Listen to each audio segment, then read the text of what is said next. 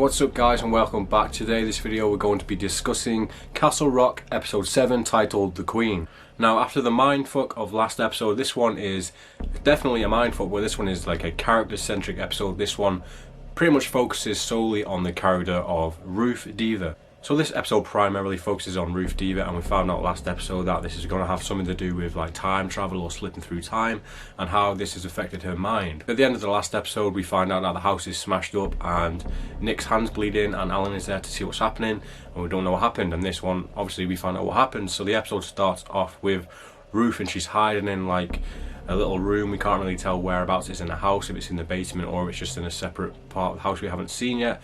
And I think she has a screwdriver or a gun. I can't remember what she had in the specific scene at the beginning.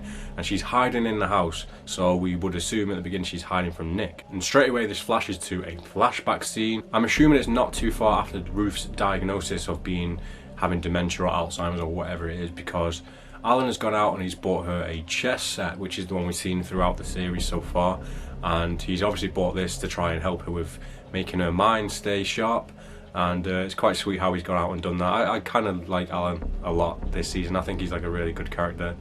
At the beginning of the show I kind of thought he was a bit of a dick, but now he's like one of my favourite characters in this show. And the next scene is another flash. I'm not sure if this is in the same scene or this is a completely different time, but we find out that the dog, which they have been keeping, the stray dog from outdoors, which is buried in the garden, gets hit by a car and Alan has to go and put it out of his misery. So that's pretty sad to see, especially with Ruth being so like messed up at this time. And this is where we find out that Ruth has told Alan to bury the dog just to kind of get rid of the old memory she has of her old dog, Henry's dog, which went missing.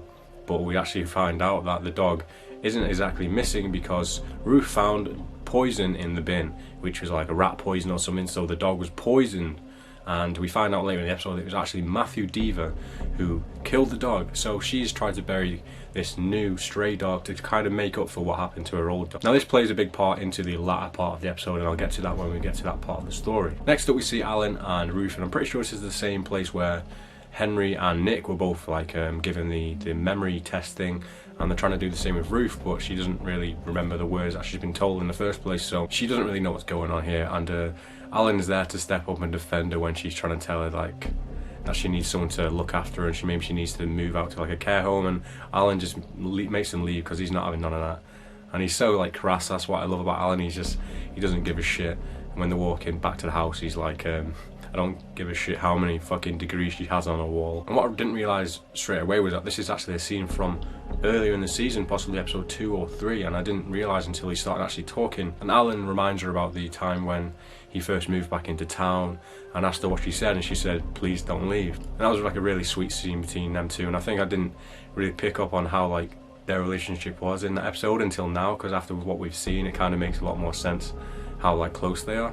So we see Ruth going through the chess pieces, and she's looking at them all, and she's looking at each like piece of the board and the expressions on each one of them, and she looks like she's trying to pick certain ones for certain memories. Like I said in a previous episode that she was using them as a constant to like anchor herself in time at certain places, and this is exactly what she's doing. But I'm not sure on the significance of the different pieces of the board, whether it's to do with what they actually do in the game of chess or it's just the way they look, because one of them look like really sad, one of them had like a hand on their head.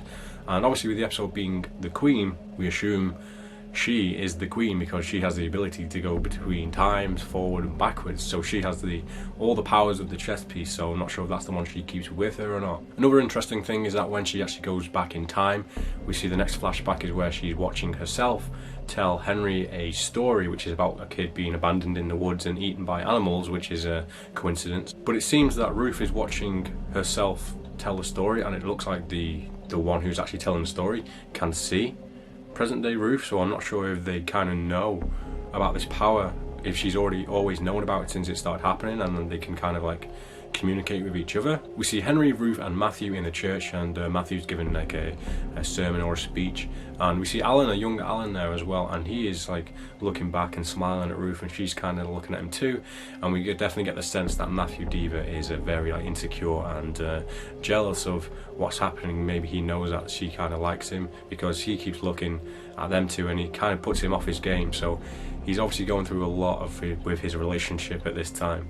Now this was an interesting one, definitely visually. Ruth is in the house and there's just like leaves all over the floor. Now I'm not sure if she's seen some kind of future where this is a house like abandoned, or this is just her mind telling her about that she's about to go into some kind of flashback, if this is a transition, because then she seems to be walking through the woods with Henry and Matthew, and they're having a picnic in the woods, and it's probably the most weird picnic ever, because what he pulls out of the picnic basket is a gun, and he tells Ruth how he stopped hearing the voice of God and he basically wanted to go out into the woods and kill himself, but that's when he started hearing these schisma. So we definitely get the feel that Matthew Deaver is just, he's like manipulative, he's got all of these ways of like controlling Ruth and Henry and making them believe what he believes, or just he's trying to keep them together with the family. It looks like it's like splitting apart if she's seen Alan and stuff, and he's trying to win his way back with this control. We get confirmation that the chess pieces are an anchor or a constant in time, because she pretty much lays it out by saying, I can get lost in the past and these are my breadcrumbs. So she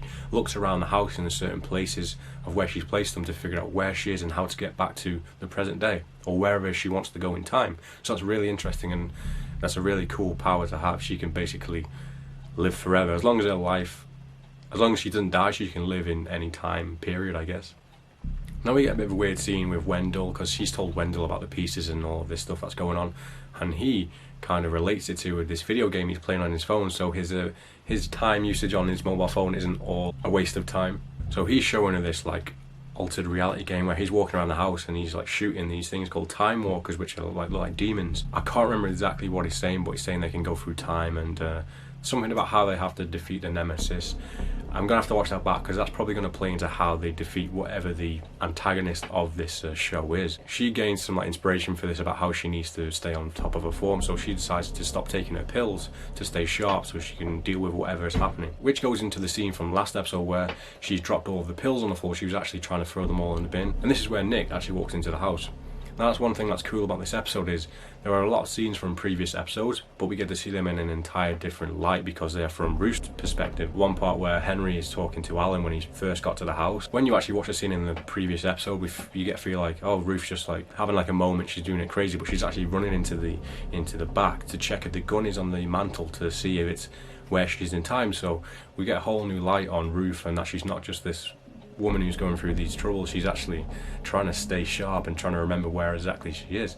We got a bit of social commentary about this game that Wendell was playing. I'm not sure what the symbolism was. What he says something like, oh, there's 12 levels so far, but they're always adding expansions. Now this meant a few things to me. Obviously it's taking the piss out of like just this consumerism that's going on in the world, especially with video games, but also 12 levels.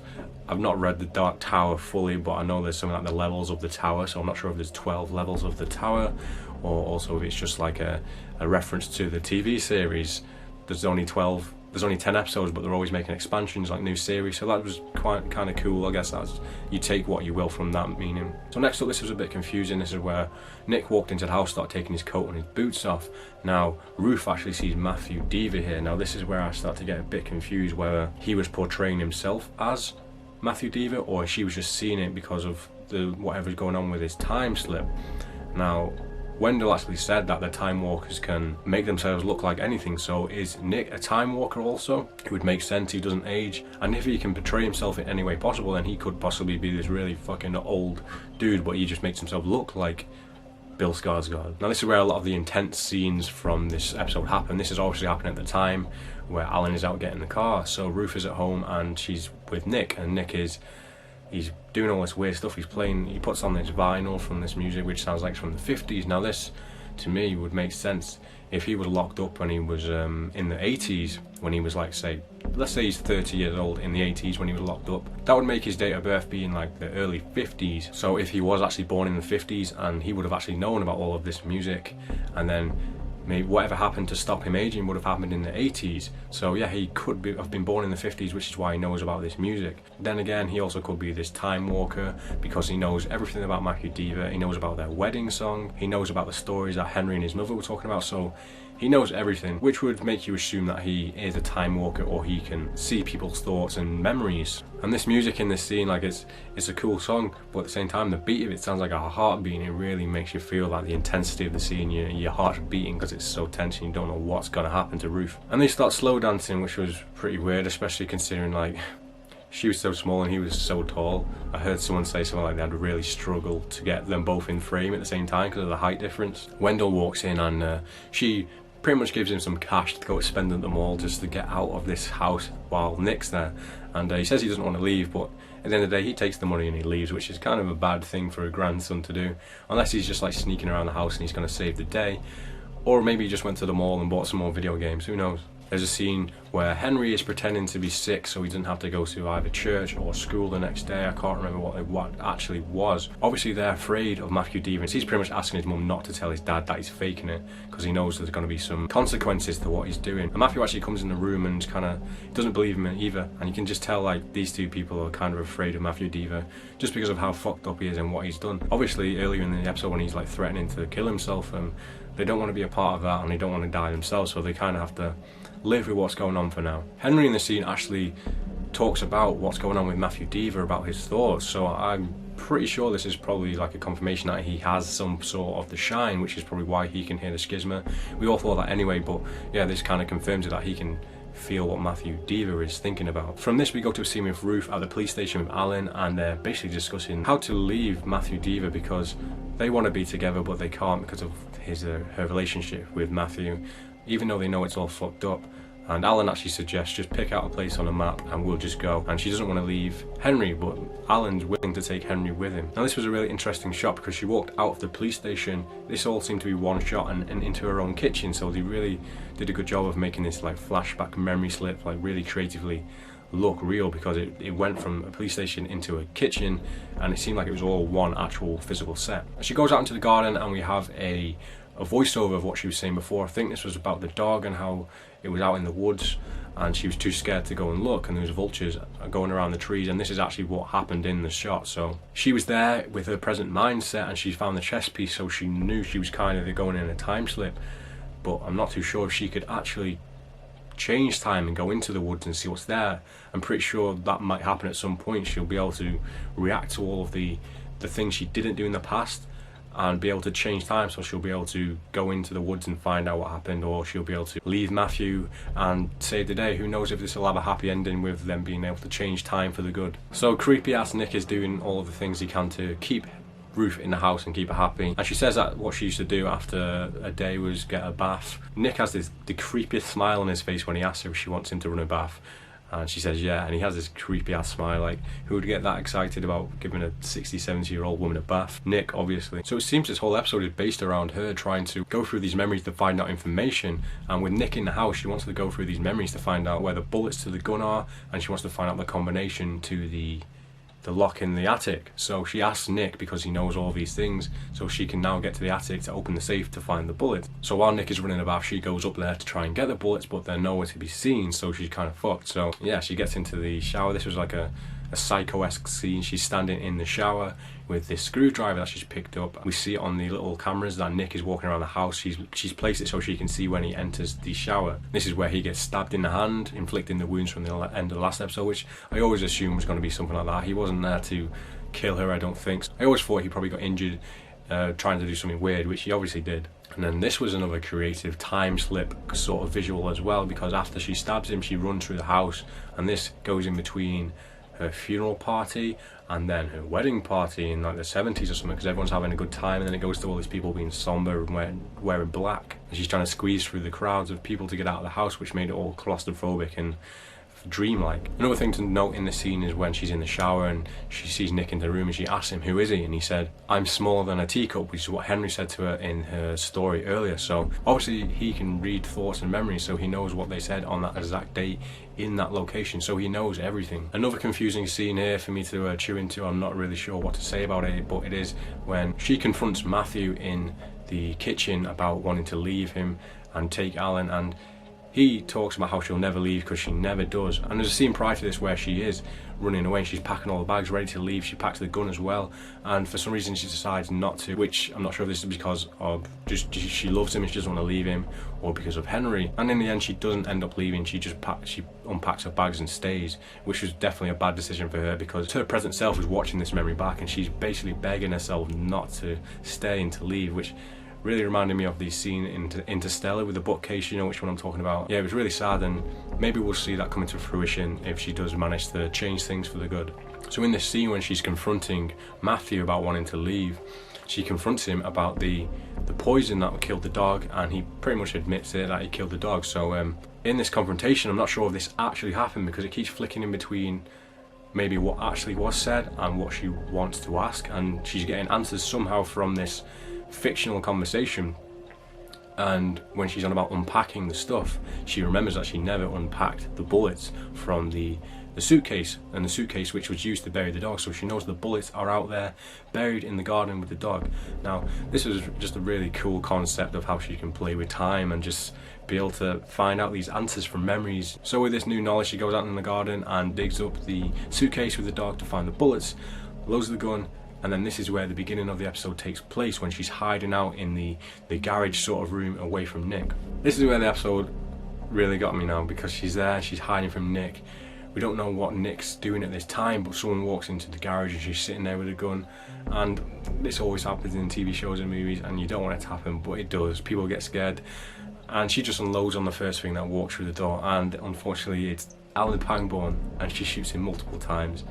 Now this was heartbreaking to watch, because just how far he's gone to help her out, and just how much he loves her, and how much she loves him too, and she's just shot him and he's bleeding out on the floor. And even when he is like in his dying breath, he's like stroking her hair, and it was like really, really emotional to watch. So was this just a coincidental happening here, or did Nick orchestrate this whole thing to have Pangborn taken out by just doing all of these things around the house to get her frightened for her to make a mistake? We can't really tell at this point, but at the end of the day, Alan is dead. Then again, they said in the show, not everything stays dead. Maybe we'll get to see some kind of time flashback where we can actually save people. I hope so, because I really do love Alan as a character. Which leads to the final scene of the episode, which was even more heartbreaking here, because earlier in the episode and even in the season, when we were talking about how he came back to town to help her out after he heard these gunshots, and this is the scene where he went back to her house, and the first thing she said was, "Please don't leave." Now in this scene, she slips back into that memory after she's just killed him, and that's the reason why she says don't leave, because she's just killed the person she loves, and he comes back into her life, and obviously she doesn't want him to go because she's just killed him. And it was a really beautiful scene. The music was beautiful, and it was just really touching, and I'm not afraid to say it actually made me cry. But yeah, that was a really good episode. It was very confusing, but it was also a lot to take in, and I just love those type of episodes. Like I did read online a few weeks ago that episode 7 is going to be like the constant from Lost, which I also really love that episode. And yeah, they nailed it. They nailed the time travel thing in this as well as they can, while giving us more questions as well, also answering a lot of things. We didn't get a lot of progress with the actual main story about what Nick is, or with Henry or the schisma, but I'm assuming that's coming in the next episode. One thing to point out that is still very confusing is about the gunshots that were heard from the Deaver residence, which made Alan come, because surely it can't be the gunshots from what she fired into Alan in the future, unless at that same time in the present she did actually shoot the gun as well.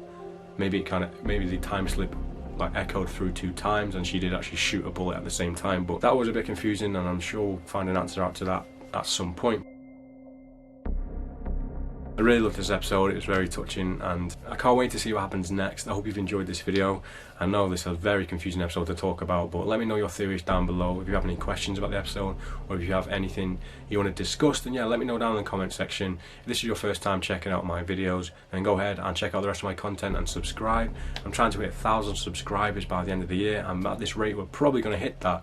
So we've got another 3 episodes of Castle Rock to go, so I'll see you with episode 8 next week.